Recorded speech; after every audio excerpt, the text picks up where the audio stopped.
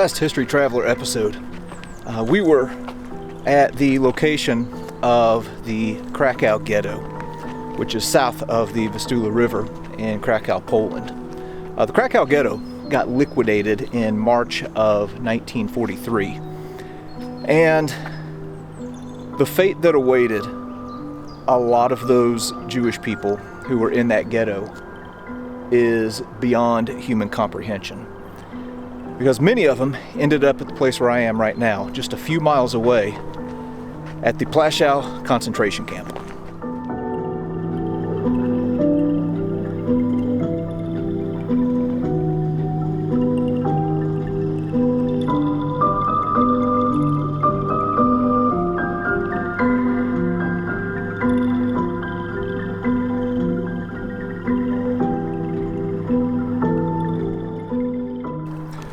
So as I mentioned, we are on the grounds of the Plaszow concentration camp, which is really just a few miles away from where the Krakow ghetto was. This is the concentration camp that was famously depicted in the movie Schindler's List, and there were some awful things that took place here. Now, I need to say on the front end that this is not like a Dachau or an Auschwitz. There's not a whole lot that is left of Plaszow, because towards the end of the war, as the Soviets were moving to the west, there was an effort to erase and hide what happened at places like this, and much of Plaszow got completely destroyed. But there are still some things here to see. So we're going to kind of give a big picture view of this place first, and then go and start looking at some of the individual things here at Plaszow. Right now we are overlooking the grounds of Plaszow. So Plaszow was originally a labor camp, and then later became a concentration camp. It became a concentration camp in January of 1944. It was surrounded by about 4 kilometers of double barbed wire, had an electric fence on the inside, and then all throughout here, like, there would have been strands of barbed wire that divided this up. It wasn't just one big open spot. Now, the concentration camp here was expected to accommodate about 5,000 people. Well, initially they had about 10,000 in here, and by June of 44 there were 24,000. So this was an overcrowded and really horrible place that was run by a guy named Amon Goeth, who was an absolute monster of a human being. And if you've watched the movie Schindler's List, then you were well aware of how evil he was, except for the movie probably doesn't go quite far enough.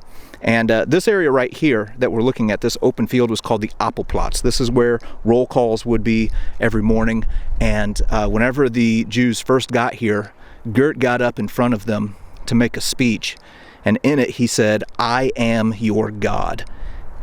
So this man was some kind of evil. All right, we're going to go down now and take a little bit closer look at some of the elements of this camp. Where we are starting here at Plaszow is at the main gate. So as I already mentioned, much of what was here at the Plaszow concentration camp was destroyed as the Soviets were moving west. But we do have some things that we can see, and we also have a little bit of help. They've put up some signage in different spots to kind of help us to visualize what was here. So here we see a picture of the main camp gate. So everybody who would have been coming through right in here would have been searched. There were a few other gates, but this was the main one. And then also back here, you would have had the headquarters building and camp staff barracks. Okay, now one other thing that I'll do as we move about, something else that they've done that is really helpful, is they have a map that kind of gives you a little bit of an orientation as to where we're at. Now, Because of urban development, about half of the open area here would have made up the camp. So the camp would have actually extended out this way. And right now, we are right here. Even though much of this camp was destroyed by the Nazis as they were moving out, there are some pieces of evidence still here that harken back to the existence of Plaszow. So here is, some big chunk of a building, and my son actually saw this, the imprint of a name, Horner. So it's on there backwards. Not exactly sure what that is, but if you walk about here, well, you can see bits of foundation and pieces of wall that were all part of the Plaszow concentration camp.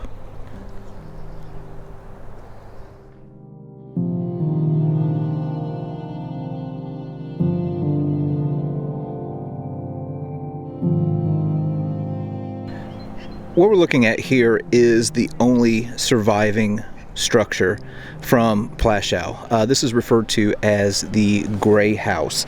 This would have served as an SS office and also the office where Amon Goeth would have operated from. Now, the main gate, if you see that vehicle coming towards us right now, that's where the main gate was at. So this would have been located approximately in the center of the camp.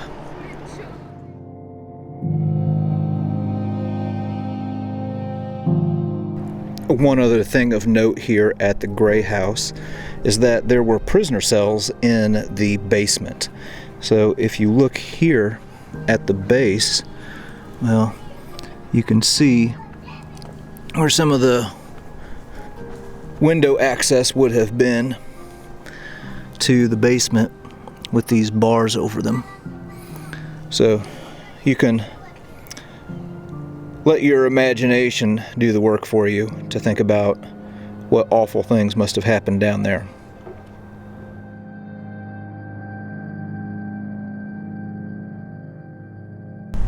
Right across the street from where the Gray House is located, you can see this apartment complex. Well, that wasn't always there. Originally, there were sets of barracks for what were called the watchmen. These were like Soviet POWs and Ukrainians, and the barracks here were the largest structures in the entire camp. Now, in the movie Schindler's List, there's a scene where a woman named Diana Ryder, I think that's how you pronounce her name, who was an architect, comes up and they're doing this building project, and she tells them that they're doing it all wrong and that they need to correct it, and she ends up getting shot, and they end up going with her plan anyway. Well, that actually happened, and it was at the construction of these barracks where that incident took place. And behind the Watchman barracks were the SS barracks.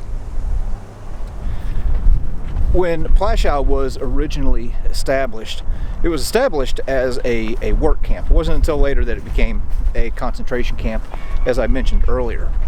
And one of the goals of the Nazis as they were moving east was to make this new German empire Judenfrei, or Jew-free. Now, that didn't just mean eradicating the Jewish people physically. They wanted to get rid of their history. They wanted to get rid of their culture. They wanted to erase their memory from the face of the earth. And there was something exceptionally sinister and symbolic that they did in picking where to put Plaszow concentration camp. Where they chose to put it was right on top of a couple of Jewish cemeteries. What we are looking at right here are the remains of the Jewish cemetery that was destroyed by the Nazis to build this camp. So you can see there's a place here where one of the headstones was broken off, and as I'm walking around I can just see that all over the place. Here's another one right here, and this just seems unnecessarily cruel. And I think that this spot right here would have had the residential barracks where the Jewish concentration camp inmates would have stayed. And then I walked around here already and was looking, and there's one headstone that remains. Now, whether that headstone was there in 1943 and 1944, I do not know, but it's there now.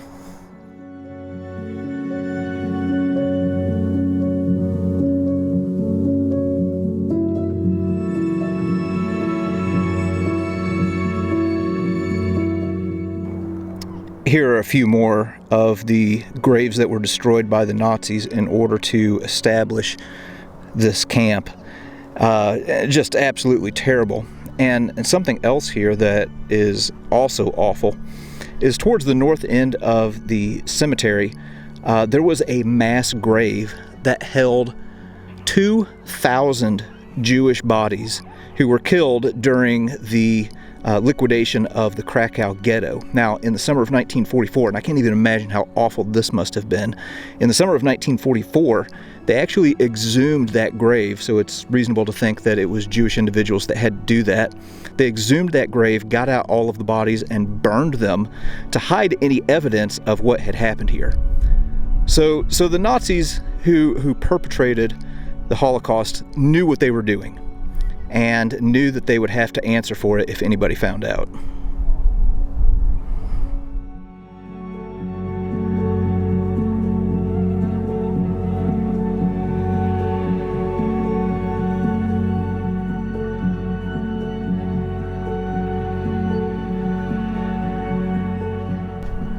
I've moved just down from the cemetery to the Appelplatz that I showed earlier.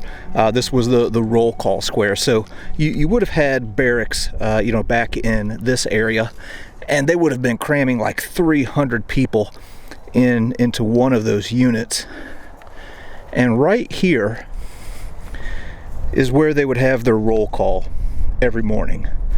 And the horrors that people went through right here in this very spot are beyond human comprehension.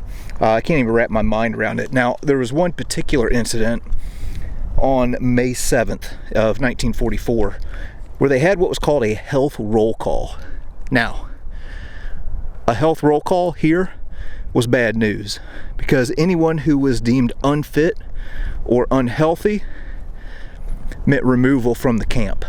So they had a health roll call on May 7th, and then 1 week later they came back in, got everybody in columns, and ended up taking 300 children out of this place. And the story that I read said that they had like a children's song that they were singing as they were getting on the trucks. Took them out of here, went straight to Auschwitz, and all of those kids were gassed. Just an absolutely horrific ordeal. I've moved back over now to the road that comes out of the main gate. This road right here, during the 1940s, whenever the Nazis had established the camp here, was known as SS Strasse, or SS Street. And with the Jewish cemetery, it wasn't bad enough that they destroyed the cemetery and then put this camp on top of it. They took it an extra step and paved SS Strasse with the headstones from the Jewish cemetery. Just absolutely horrible.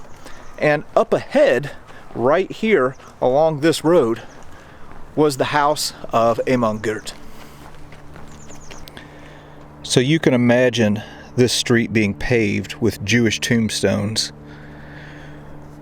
right in front of the house of one of the most evil men to come out of World War II. This was called the Red House. This was the home of Amon Goeth, and this guy was just a sadistic, evil man. He would kill people for moving too slow, for peeling potatoes too slow. There was one instance where a cook made the soup too hot, so he killed him. He had a couple dogs named Rolf and Ralph that he trained to attack Jews. This man was absolutely horrible, and it's estimated on the low end that he personally killed over 500 people. Just really a terrible man.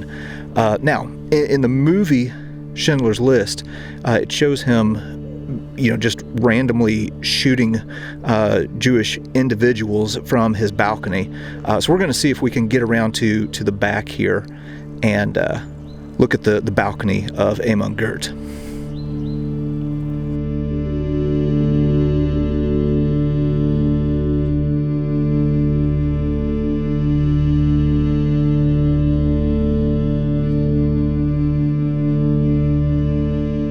All right, we've moved now to the backside of Amon Goeth's villa, and there you can see the balcony where he supposedly set up and for recreation shot Jewish people in the Appelplatz.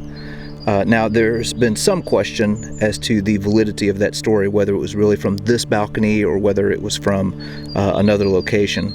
But one thing that we do know for sure is that he was a very sadistic man and killed a lot of innocent people out of just sheer evil and maliciousness.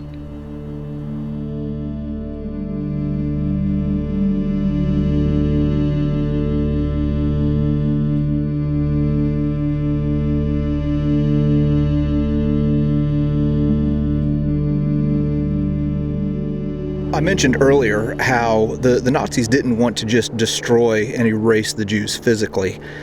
They wanted to erase their history, they wanted to erase their culture, they wanted to erase any memory that they ever existed. Well, here on the site, there was in 1932 a pre-burial hall that was built on the Jewish cemetery, and you can see it's really ornate and really well built. Well, whenever the Nazis took over this area and started to establish this camp, this was used as a utility building or for stables or pig farms or whatever. And in June of 1944, they ended up blowing up the whole thing. And the rubble from this building right here still exists on the campsite.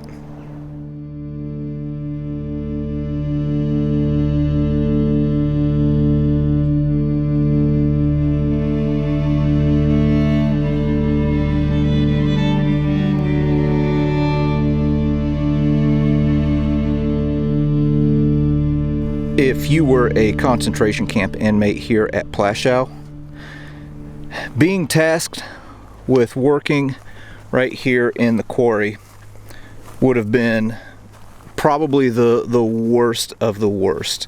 A lot of the rock that was quarried out of this hillside and some of the other places were used for camp infrastructure, and I mean, you're talking about just back-breaking labor.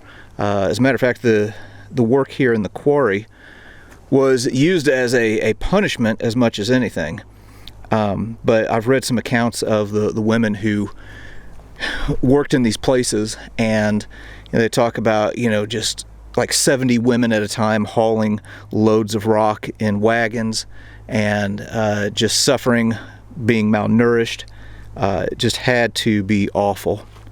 And I think we're going to maybe get out a light and take a look back in here. All right, we've got a couple of lights here. Got my son up there with me, and going back and doing a little bit of exploring. Probably, I'm going to say about a 7-foot ceiling here. But Man, oh man. This actually goes back quite a ways. Okay, continuing on back here. And looks like this might be the end right here. Wow.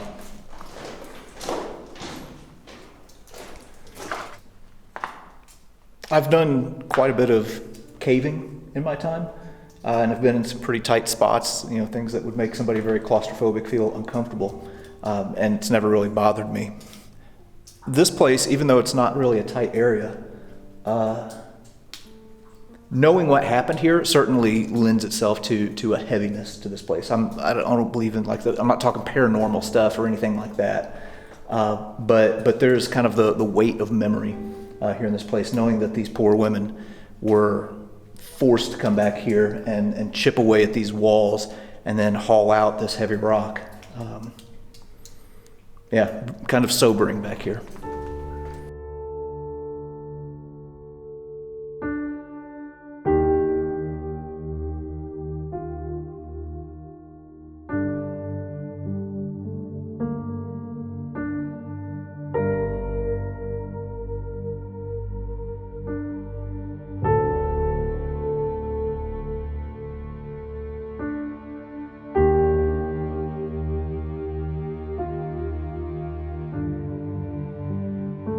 All right, we've moved over to a different part of the camp now.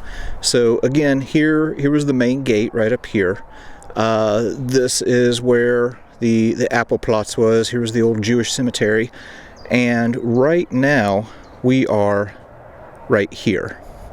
And this was the site of some old earthworks, some military defensive positions that had existed prior to World War II, and this was called Helenaschutz. And in September of 1943, this was the site where some Jews here in the camp were executed. Their bodies were initially buried in this earthwork moat down here. And then later in 1944 they were exhumed and then burned to hide the evidence of what happened here. And then shortly after the war there was a large cross that was put up here to memorialize those who lost their lives. Here are another one of these signs showing what would have been in the valley below us here. So this complex that would have been down in this area is where the paper workshop would have been. So there was a whole lot that was going on in this camp. They were, building things, building munitions. It was all kinds of different slave labor that they were using the Jews for. And yeah, this was where the print shop and paper workshop were at. What we are looking at here is yet another site on the opposite end of the camp where a lot of mass executions took place. So you can kind of see these earthworks here ahead of us. These were old Austrian earthworks that were used by the Germans for mass executions. So it was mainly Polish people who were brought here to be shot, and then their bodies would immediately be burned. There's a whole lot that is here that I'm just not able to cover and able to show simply for lack of time. But yeah, awful place.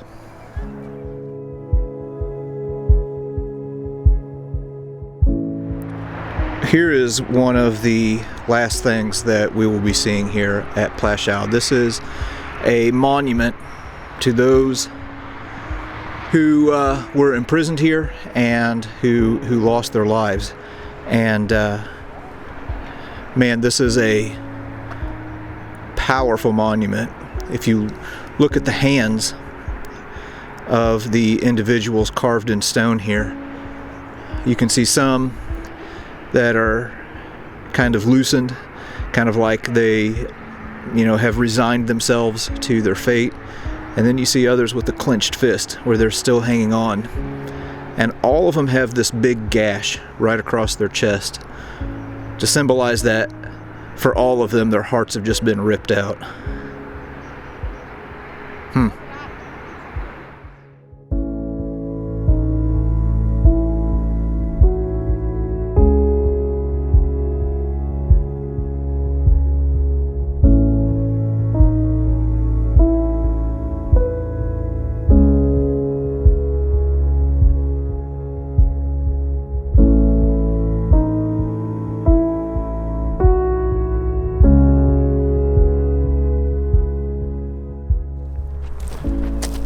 Well, I've moved back down to the Appelplatz at the center of the camp, and I have to say, being here is quite the sobering experience, and standing here in the same spot where all of these poor people stood at roll call every morning, wondering if that day was going to be their last. Amon Goeth, after the war, ended up being captured and was found guilty of war crimes and was sentenced to hang. His body was not buried. They ended up cremating it and throwing his ashes into the Vistula River. But this place stands as a reminder to how awful people can be, and also the triumph of human will, and how even in the worst of circumstances, people can still find a way. Glad that we were able to stop at this place and spend some time here doing a little reflecting on the past.